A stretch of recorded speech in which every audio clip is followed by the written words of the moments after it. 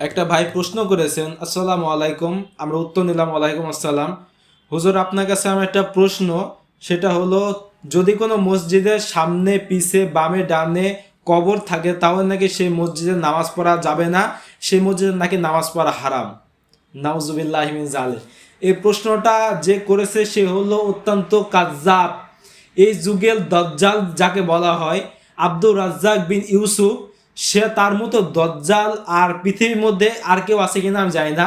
বর্তমান যুগে দজ্জালের পরে যদি পরবর্তীতে কোনো দজ্জাল থাকে সেটা হলো এই আব্দুর রাজ্জাক বিন ইউসুফ।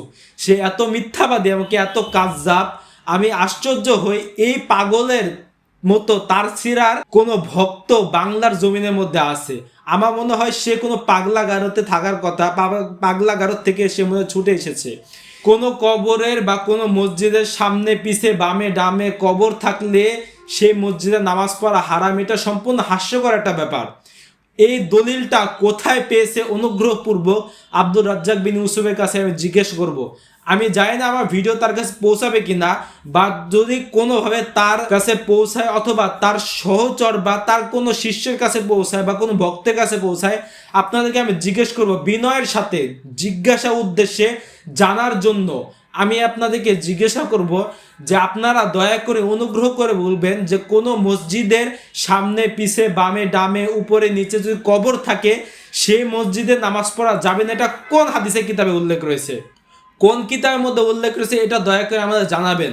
আশ্চর্য বিষয়, প্রিয় দর্শক শ্রোতা, আপনারা শুনলে আশ্চর্য হবেন। আপনার প্রত্যেকে জানেন যে কাবা শরীফ যেটা মুসলমানদের কেবলা, এই কাবা শরীফের মধ্যে, যে কাবা শরীফের মধ্যে 1 রাকাত নামাজ পড়লে 1,00,000 রাকাতের নামাজের সওয়াব হয়। সেই কাবা শরীফের চতুর্পাশে অনেক কবর রয়েছে, অনেক মাজার রয়েছে।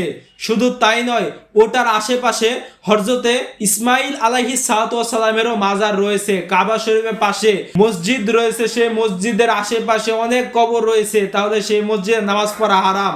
মসজিদুল নববী, নববী শরীফ, মদিনা শরীফের আশেপাশে অনেক মাজার রয়েছে। শুধু তাই নয়, মদিনা শরীফে নামাজ পড়লে 1,00,000 রাকাত নামাজের সওয়াব হয়।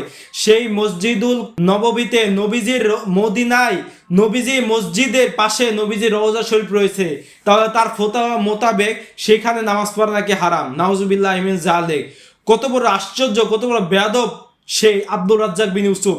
শুধু তাই নয়, মুসলমানদের প্রথম কেবলা মসজিদুল আকসা, সেই মসজিদুল আকসার আশেপাশে অনেক মাজার রয়েছে, অনেক নবী রসুলের মাজার শরীফ অবস্থিত রয়েছে সেই মসজিদুল আকসার আশেপাশে, তাহলে তার মোতাবেক সেখানে নামাজ পড়া হারাম।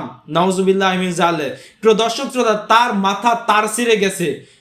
বর্তমানের মধ্যে অনেক মসজিদ রয়েছে, এমন কোনো মসজিদ না যে মসজিদের আশেপাশে কবর নেই। এই বক্তা যে কত নাম্বার তার সিরা তা বলে আসলে ভাষায় প্রকাশ করা যাবে না। তার মতো দুশ্মনের রাসূল, তার মতো মিথ্যাবাদী, এমনকি তার মতো অজ্ঞ পৃথিবীর মধ্যে আর কেউ হতে পারে না, এমনকি তার মতো দাজ্জাল কেউ হতে পারে না। সে তো সরাসরি ইহুদি দালাল সে।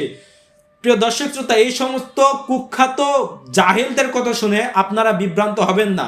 আশ্চর্য লাগে যে বর্তমানে আমাদের বাংলাদেশেও এরকম পাগল ছাগলের ভক্ত রয়েছে। মহান আল্লাহ রাব্বুল আলামিন আমরা সকলকে সহিহ বুঝ দান করুক, এই সমস্ত পাগল ছাগলের হাত থেকে আমাদের সকলকে রক্ষা করুক, আমিন। আসসালামু আলাইকুম ওয়া রাহমাতুল্লাহি ওয়া বারাকাতুহু।